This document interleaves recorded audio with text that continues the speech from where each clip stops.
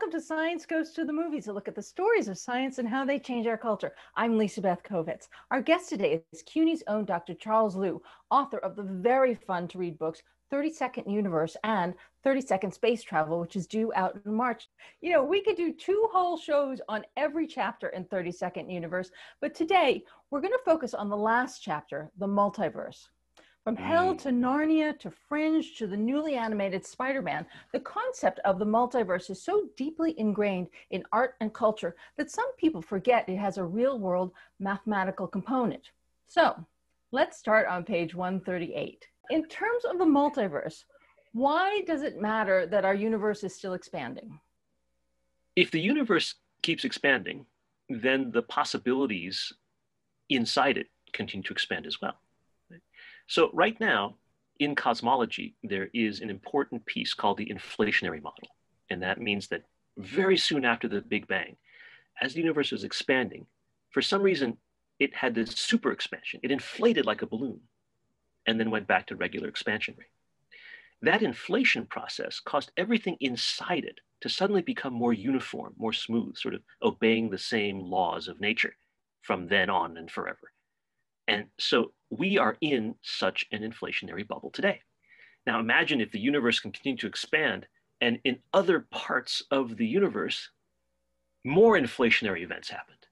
Then each one of those inflationary bubbles contains essentially its own universe. And as long as the universe continues to expand, they won't touch each other.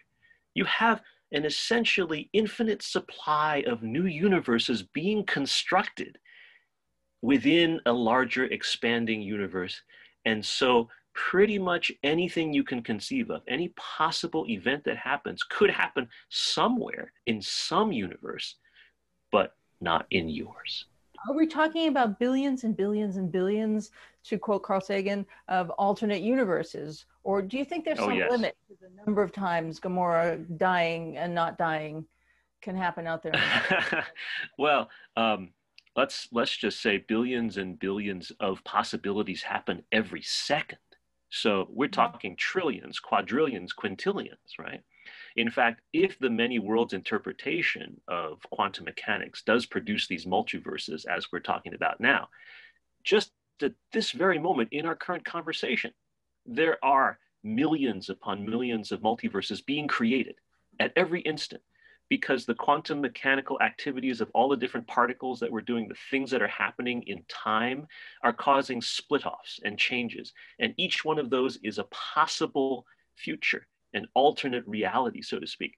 But we don't experience any of those. We're just here, you and me, talking. And that's the one thing that we experience. All that other stuff is cool and it exists, and maybe some other alternate version of us are experiencing it, but not you and me. Jacqueline Reingold, a favorite guest of ours, she's a current staff writer on The Good Fight, but her 2005 play String Fever, starring Cynthia Nixon, borrowed from physics string theory to dramatize the idea that actions ripple across the world. And Charles, because your book is called 30-Second Universe, I'm very comfortable asking you, what is string theory in brief? Okay, the 30-second version of string theory. We are made up of subatomic particles, as you know, right? Not just protons and neutrons and electrons, but quarks and leptons, neutrinos, bosons, things like that. Most theories that are called string theory today posit that what we experience in our universe is only one small portion of each particle. In fact, each subatomic particle is just a manifestation in our limited space-time of a multidimensional string. Okay. The word string is merely used as a convenient thing in our minds to think of a 9 or a 10 or 11 dimensional object. But what that is the parts of the particle that we see in our universe is just the tip of the iceberg. The vast majority of what makes up a neutrino or a quark is completely unknowable by us. But in that undersea region, those other dimensions of those strings continue to interact. And it is those interactions that actually can bubble up and create things that happen in our universe without our knowing about it. But it's just a sort of deep way of interconnecting particles without just the things that we observe in our own universe. And so why do you put Well, now I see why. Now I see why you put that in the. Now, well, I see why you put that in the world of the multiverse, because the strings live. The whole of the string does not just live in this world. And they're amphibious, as it were. Correct.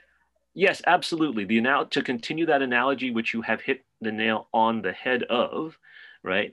What you've got is that these strings, as they interact, create what we might call landscapes of universes, things that cause interactions in different ways. Maybe the laws of physics are ever so slightly different in one landscape than another, but we can't see the vast majority of landscape because all we see is sort of the tippy tops of the mountains, the things that are floating up above the surface.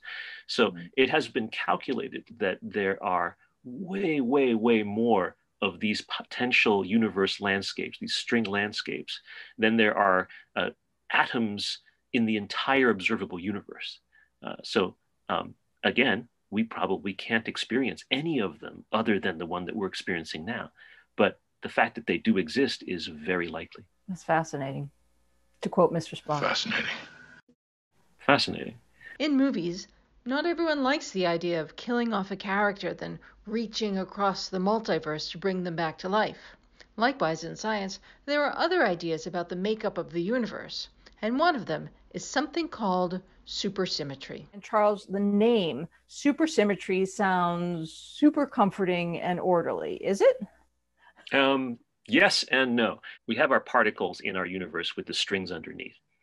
You can imagine those strings are like jellyfish legs, just flopping around in these multiple dimensions without any order.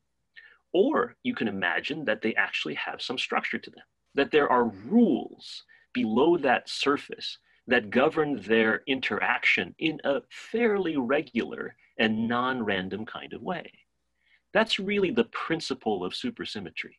If you have strings, they're not actually totally random below what we can see, but they actually have reasons to provide these sorts of rules that we can trust. In so many ways, we're back to the world of before we understood bacteria, and an infection was a curse, but it's just because we couldn't see the whole world. And now all of these things that seem random, according to supersymmetry, are affected. There is still a cause and effect going on, but that we're seeing the effect, and the cause is happening in a universe that we cannot measure or see in the same way that we could not back in the day measure or see bacteria. You are absolutely right, actually, Lisa Beth.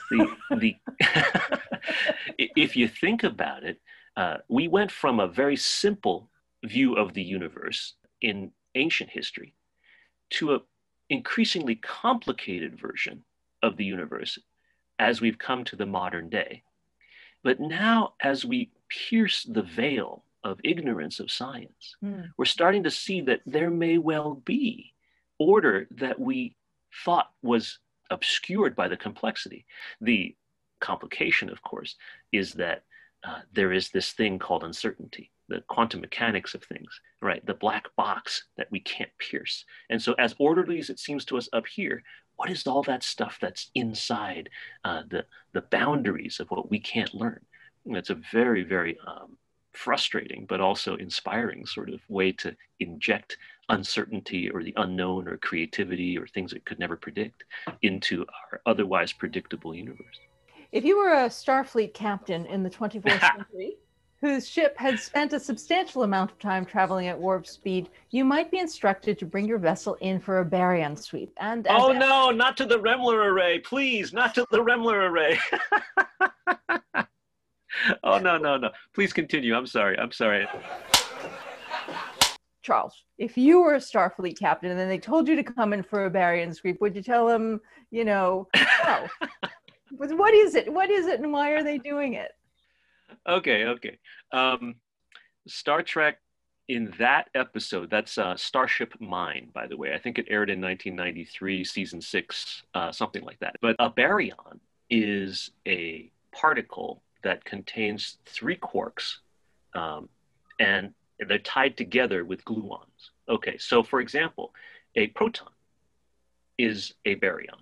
A neutron is a baryon. And we all learned that neutrons and protons together make up atomic nuclei. So the vast majority of all of us and every object on Earth is made up of baryons.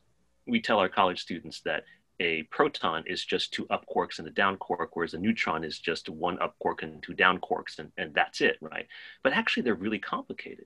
These quarks are just sitting there, and then there are all these little particles called gluons that are sort of swirling in within the proton, holding these three valence quarks together. And in the meantime, in between these things, quark anti-quark pairs are popping in and out of existence, creating this sort of soup inside the baryon particle, and so on, right? Anyway, it turns out that there are other kinds of baryons that theoretically can exist, okay? But their half-lives are small in our universe, which means they decay away very quickly. We don't experience them in our regular lives. So when you are baryon sweeping something, what you're basically is you're removing all the protons and neutrons, which means you would vaporize everything.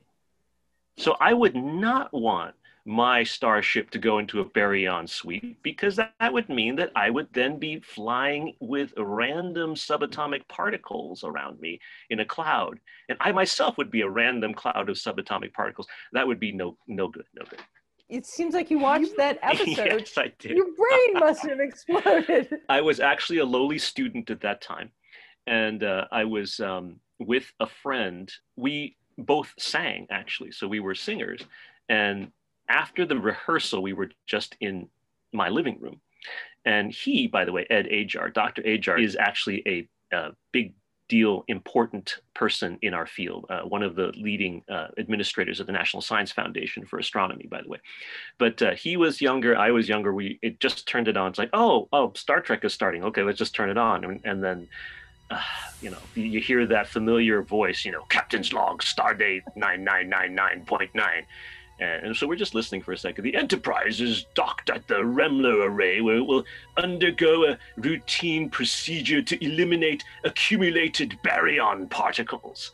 And of course, Ed, being an astrophysicist as well, we kind of looked at each other and we just started laughing. We're like, God! We're dying on the floor. It's just like, you're wiping out the entire ship. And we're like, ah! And by the time we came back, like we had missed, half that teaser with no idea what else was going on there at that point. But it was so funny, and it's something that I just remember so fondly. So anytime someone talks about a baryon sweep, that just brings a smile to my face. A for effort to Star Trek, but F for killing all your crew. Yeah. Yeah, I mean, it's a plot device. Yeah, it's okay. Plutonium is a well-known element in Star Trek and pretty much every other science fiction movie. In 1964, physicists Peter Higgs and Francois Englert, along with Robert Brout, Gerard Guralnick, C. Richard Hagen, and Tom Kibble, theorized a mechanism to explain why particles have mass. That proposed particle was called the Higgs boson, and in 2012, the Large Hadron Collider manifested and measured it. And there is so much to talk about there. Hooray for your book of 30-second explanations. So what is a boson? And to our subject of the day, why does the weight of the Higgs affect the theory of the multiverse? Great question. So there are two general categories of the most basic subatomic particles, we think, in our universe. One category is called fermions, named after Enrico Fermi.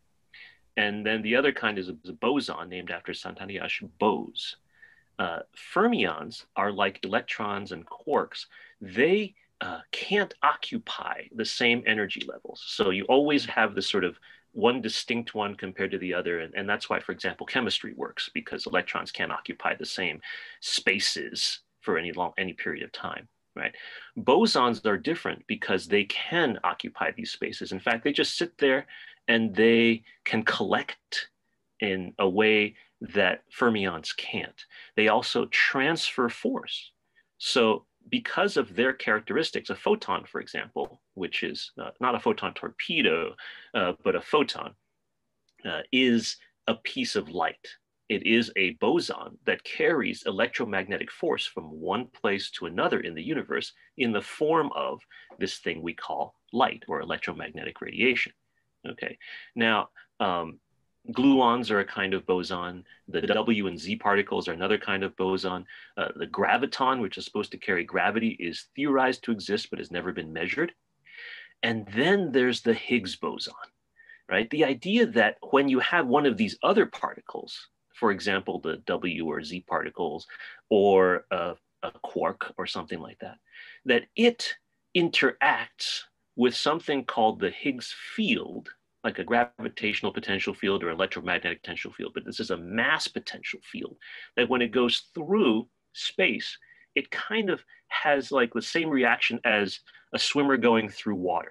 There's a drag on it produced by this Higgs field, which then allows this object to be heavy and thus has mass.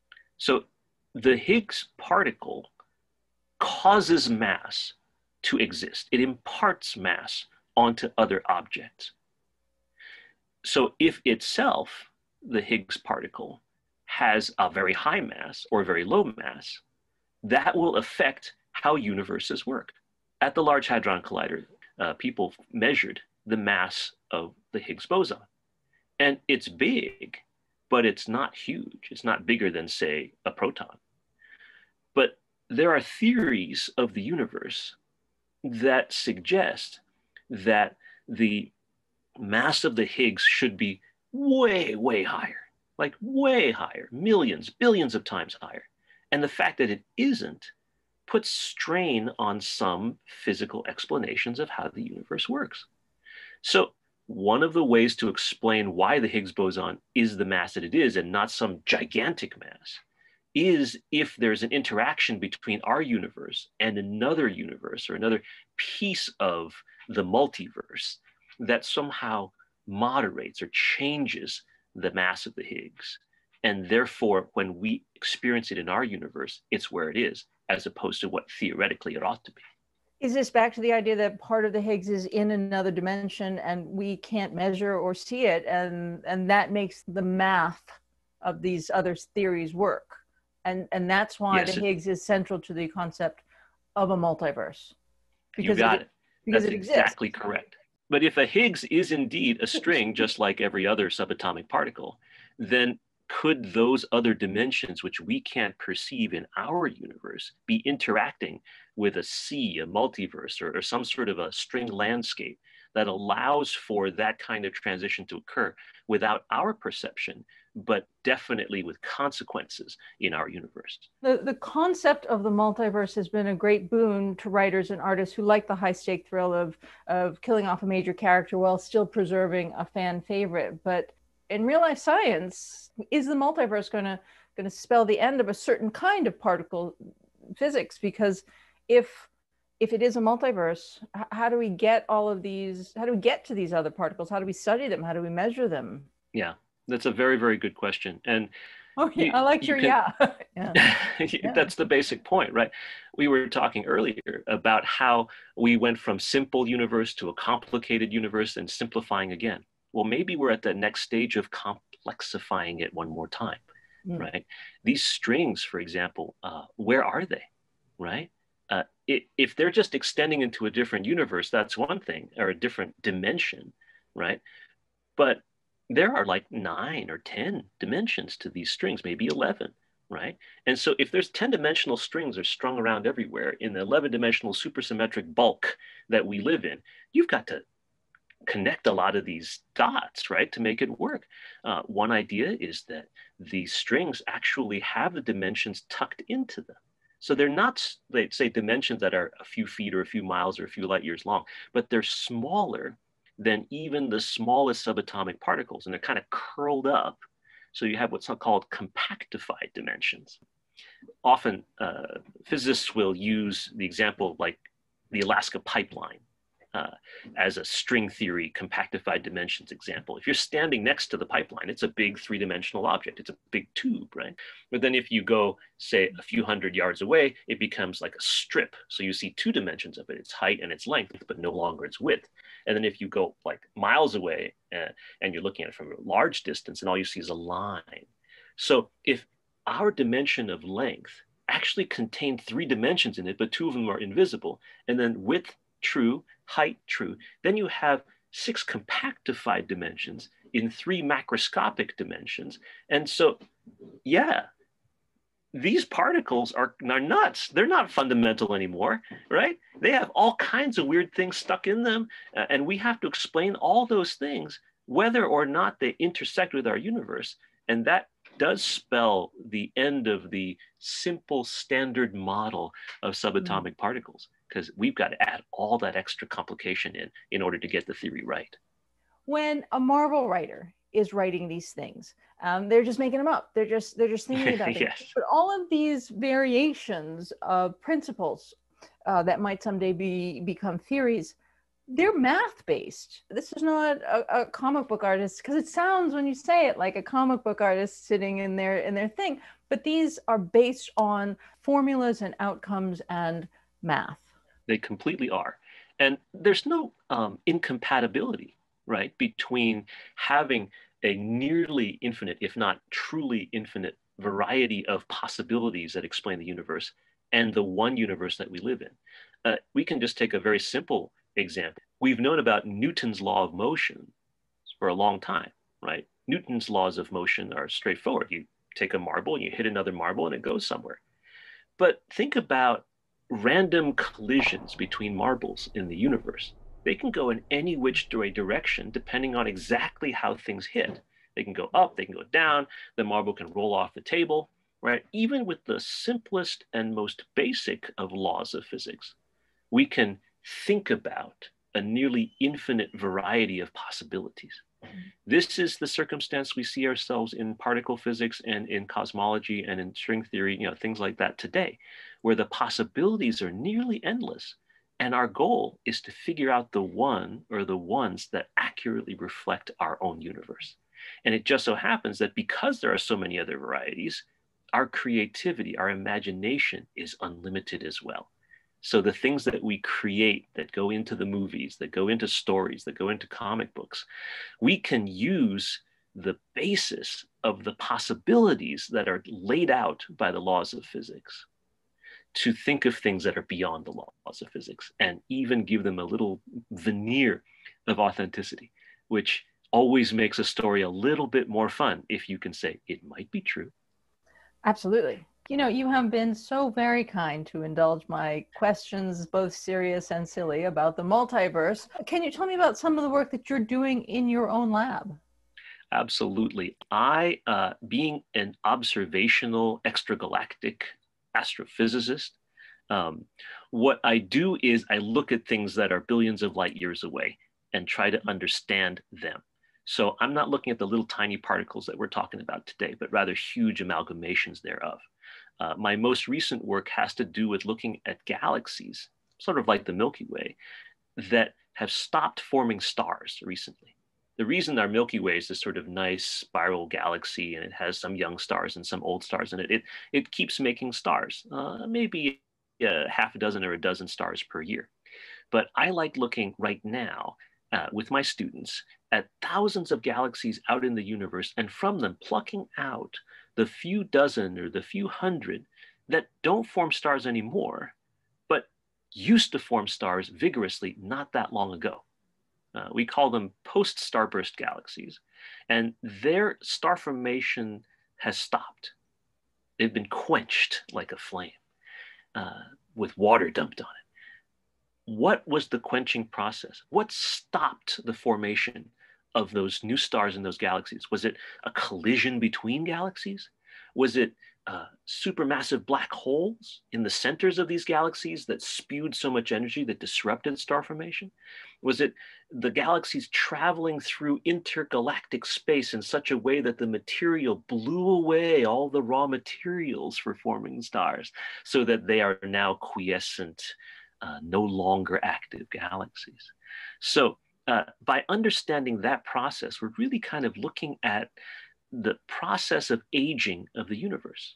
Galaxies are to the universe the way that cells are to the human body. And so if we want to understand what has happened in the universe from the Big Bang almost 14 billion years ago to the present day, and what's going to happen to us in the future, by studying these particular galaxies, it's like we're looking at a specific era in these cells' lives, the teenagehood, puberty, adolescence, pick what you will.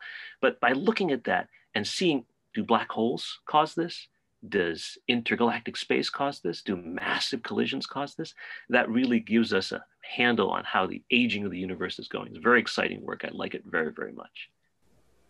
Maybe it was Thanos.